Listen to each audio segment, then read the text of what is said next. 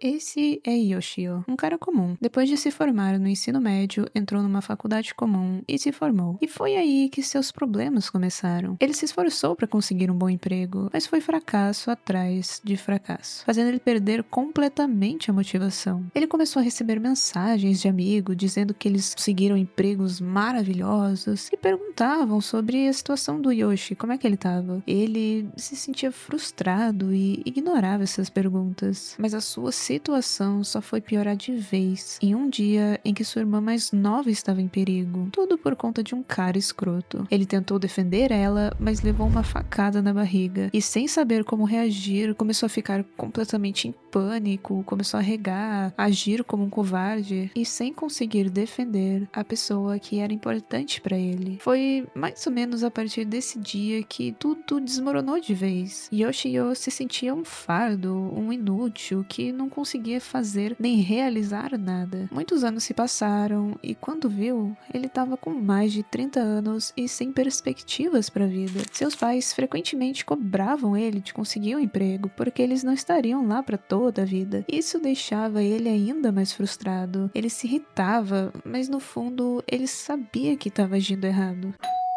De repente, o entregador chegou com um pacote. Ele ficou bem chocado, já que não estava esperando nada. Sua mãe se aproximou, curiosa, e perguntou se ele estava comprando coisas mesmo sem ter dinheiro. Mas Yoshio não tinha comprado nada. Prestes a receber o pacote, ele olhou para o entregador e para os vizinhos e percebeu que eles encaravam ele de uma forma estranha. Yoshio sempre pensava que todos estavam julgando ele, chamando ele de vagabundo, por estar em casa àquela hora do dia, em horário comercial, de pijama, enquanto estava todo mundo trabalhando. Mas, enfim, ele entra pro quarto, abre a encomenda e encontra um disco escrito Village of Fate e um bilhete explicando que ele tinha sido escolhido para testar um jogo com a mais recente tecnologia e o primeiro do mundo a criar personagens capazes de pensar e agir como humanos reais. Ele achou aquilo um pouco exagerado, né? Mas continuou lendo. Uma das regras era não compartilhar nenhum detalhe do jogo. Outra regra era que se algum dos aldeões do jogo fosse de base, ele nunca mais poderia jogar. Essa regra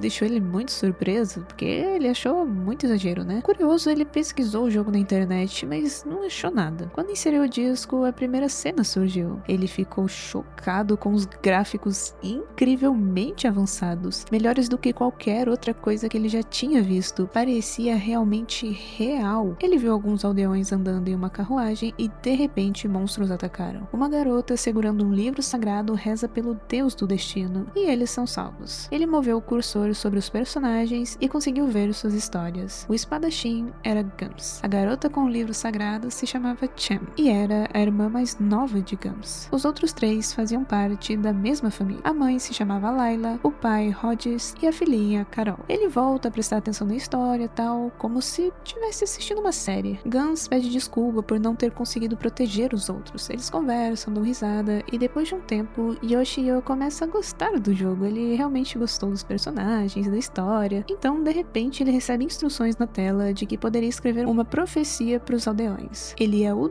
deus do jogo e era o responsável por guiar os aldeões à prosperidade. Então ele escreveu uma frase qualquer sem pensar muito, apertou o Enter e uma luz apareceu no livro. Chen abre e começa a ler. Todos ficam animados e começam a rezar. Ela revelou uma ordem para colher frutos e garantir um lugar para viver. E logo em seguida eles já começaram a planejar como é que ia fazer isso, como é que ia ser. Yoshio ficou completamente chocado. Não era um simples jogo, uma história pré-determinada. Os personagens realmente entenderam e reagiram ao que ele escreveu. Outra explicação apareceu na tela, sobre pontos de destino. Esses pontos eles eram concedidos com base no quanto os aldeões se sentiam gratos pelo Deus do destino. E esses pontos poderiam ser usados para realizar milagres. E tinham vários milagres que Yoshio podia fazer. Ajudar os aldeões, fazer aparecer outros personagens como um vendedor, um médico, invocar criaturas e ele também podia controlar o clima. Então ele achou uma outra opção. Ele poderia aumentar os pontos de destino usando um sistema de pagamento. Só que isso deixou ele extremamente frustrado, ele não tinha emprego. E aí ele voltou a assistir os aldeões. Seus olhos estavam completamente fixados na tela. Em pouco tempo ele já estava bem viciadinho no jogo.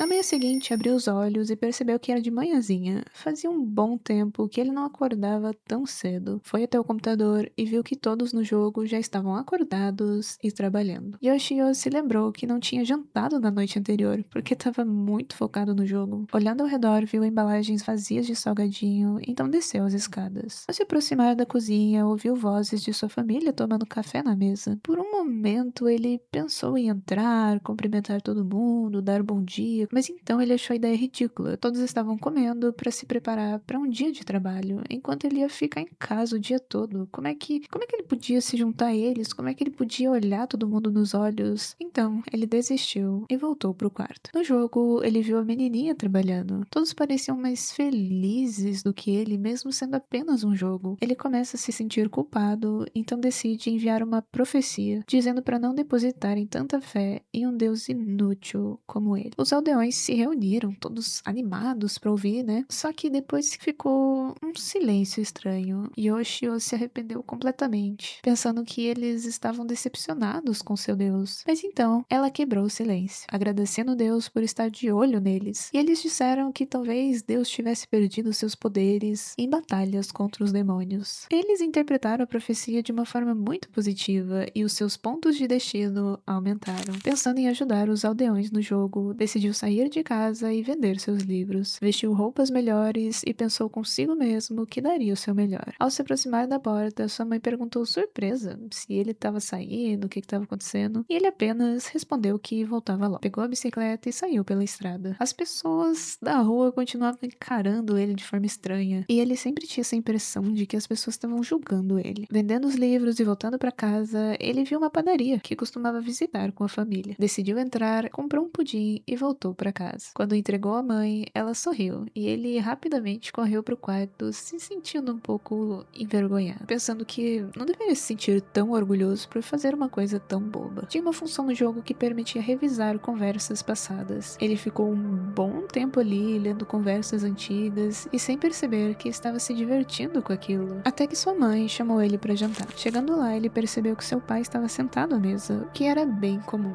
Ele pergunta sobre Sayuki, sua irmã mais nova, se ela estava fazendo hora extra ou alguma coisa assim. Diferente dele, sua irmã era trabalhadora e tinha conseguido entrar na área que queria atuar. A mãe fala como foi seu dia, só que os dois permanecem em silêncio. Yoshio sabia que a única razão de não ter sido expulso de casa, apesar de ser um peso, era porque seu pai trabalhava duro e tinha uma renda estável. Depois de terminar a refeição, agradeceu os pais e levantou. Antes de sair, sua mãe falou para ele comer o pudim, que ele mesmo tinha comprado, e oferece para o marido, que apenas responde de forma indiferente. Ele volta pro quarto e começa a assistir o que os aldeões estão fazendo. Ele fica lá um bom tempo, como se estivesse assistindo uma live e enviando donate. Alguns dias se passam e Yoshio sai do quarto para comer. Ele vê sua irmã, mas ela trata ele com indiferença. Depois de comer, ele volta pro quarto, pensando na irmã, como eram próximos antigamente e como tudo mudou depois do acidente. Enquanto jogava, Yoshio ouviu o passado de Gams. Ele estava voltando para casa para ver a irmãzinha. Chegando lá, encontrou seu pai bêbado e sua irmã em condições miseráveis, sem ter nada do que comer. Gans pegou sua irmã nos braços e ordenou que o pai saísse da frente, a menos que quisesse ir de base. Então, ele vai embora. Vendo os irmãos se abraçando, Yoshio, ao pensar no próprio relacionamento com a irmã, de repente viu lágrimas escorrendo pelo rosto. Ele ri de si mesmo e pensa que realmente queria mudar. Passou um tempo e ele viu que eles construíram uma estátua. Ken explica que eles precisavam de um lugar para adorar e fazer oferendas. Quando ela oferece algumas frutas, elas desaparecem. Yoshio revelou uma profecia, dizendo para oferecer coisas sem muito valor, já que a comida poderia fazer falta. Eles receberam a mensagem com sorrisos e alegrias, e depois de um tempo, Yoshio viu eles oferecendo um tronco gigante. No dia seguinte, de repente, sua mãe chamou ele, dizendo que tinha uma encomenda. Ele desceu e viu que vinha de Village of Fate. Sua mãe, curiosa, já foi logo abrindo o pacote. E dentro, encontraram frutas estranhas. Elas tinham o formato de peras, mas eram vermelhas como maçãs. Yoshio não acreditou no que estava vendo. Era exatamente as frutas que os aldeões tinham oferecido para ele no dia anterior. Ele sentiu o aroma e não parecia artificial. E aí ele resolve dar uma mordidinha. A fruta era maravilhosa. Ele voltou pro computador e escreveu uma nova profecia, agradecendo pelas frutas. E de novo, sua mãe gritou pra ele descer, só que dessa vez ela parecia meio irritada. Ele correu até lá e viu um tronco gigante na porta. Yoshio pensou que aquela brincadeira estava indo longe demais. Ele tentou arrastar o tronco, mas percebeu que era muito pesado. E aí pensou consigo mesmo que os aldeões deveriam se esforçar bastante no jogo. Olhando o endereço de retorno, ele pesquisou online informações sobre a empresa, só que ele não encontrou nada, só viu um pequeno prédio que, assim, de qualquer forma, ele não tinha dinheiro para ir até lá. No dia seguinte, ele recebeu uma caixa com carne fresca de monstros. Ele ficou muito chocado, e a sua mãe até perguntou se ele estava gastando dinheiro com alguma coisa suspeita. Já que pela regra ele não podia falar nada, ele disse que estava ajudando uma pequena vila e as pessoas começaram a enviar presentes como gratidão. E estranhamente, ela acreditou. Inclusive, ficou até felizinha. Desde então, ele começou a receber pacotes diários, frutas, carnes de monstros, cristais, algumas esculturas que a Carol fazia e, bem, alguns troncos.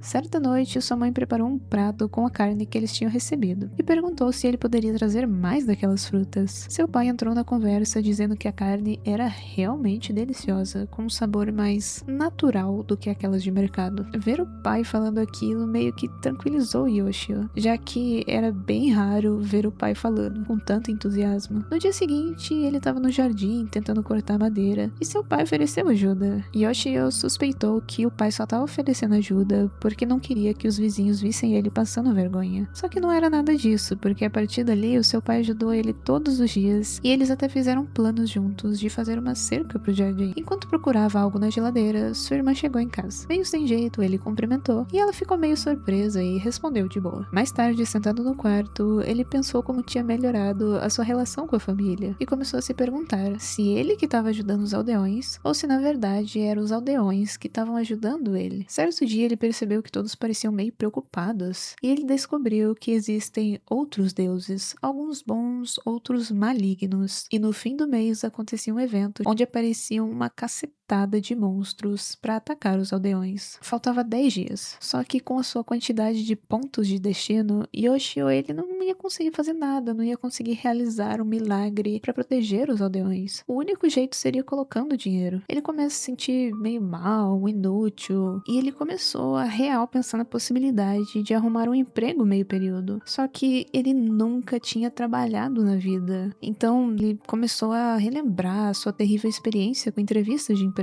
No passado, seu pai até tentou usar seus contatos para ajudar, mas Yoshio, na visão dele, ele apenas acabou trazendo vergonha para a família. Desde então já se faziam 10 anos e ele nunca mais tinha trabalhado. Às vezes ele pensava em arrumar um emprego, só que ele sentia muito receio de acontecer o que aconteceu antes, dele se esforçar e depois acabar se frustrando. Só que agora ele estava determinado, ele não queria decepcionar ninguém. Ele decidiu que era hora de mudar. Determinado, ele vestiu a jaqueta, pegou a bicicleta e saiu em busca de uma revista com vagas de emprego. Voltou para casa e sua mãe percebeu e ficou muito feliz pela iniciativa. Mais tarde, ele desceu e se juntou com a família para jantar. Sua irmã percebeu que ele estava meio diferente. Então, a mãe dele, inesperadamente, disse que ele estava tentando arrumar um emprego. Saiu que a sua irmã deu aquele sorrisinho típico de irmã querendo encher o saco. Yoshio fica sem jeito e começa a se explicar. Mas o pai diz que o motivo não importa. O importante é que ele tá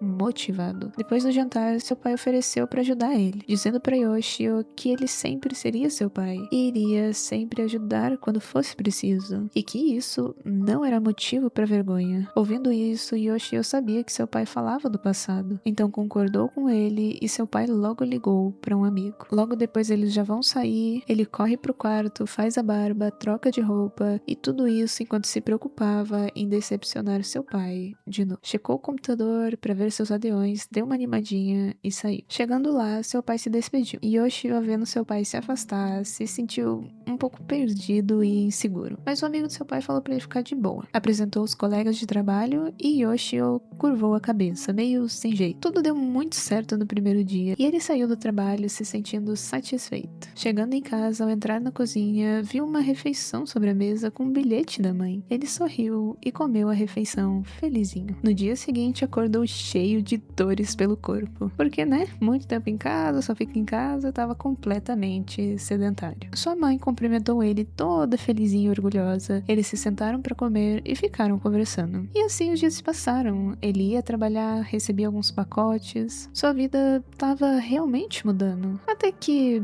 certo dia, no meio do jogo, apareceu na tela um quadro escrito "Real". Quando clicou, a tela mudou e ele viu uma casa moderna. Ele ampliou a imagem, explorou a entrada, o banheiro e a cozinha. Então ele percebeu que era sua própria casa vista de todos os ângulos. No banheiro, ele viu Sayuki com uma caixa de diálogo. Ele ficou muito assustado. Como assim? Como assim, cara? Mas ele pensou que, isso com certeza é um sonho, né? E aí ele voltou a ficar tranquilo e foi lá ver a mãe com o pai conversando. O seu pai comenta que sempre quis pedir desculpas pelas coisas horríveis que ele falou pra ele, sobre não se esforçar o bastante ou não conseguir um emprego. Enxugando suas lágrimas, Yoshio sorriu, pensando que, mesmo que aquilo seja apenas um sonho, era muito bom ver seus pais dizendo isso. Depois disso, Yoshio acorda em cima do teclado. E Yoshio tinha mudado. E o motivo realmente não importa. O que importa é dar um passinho de cada vez.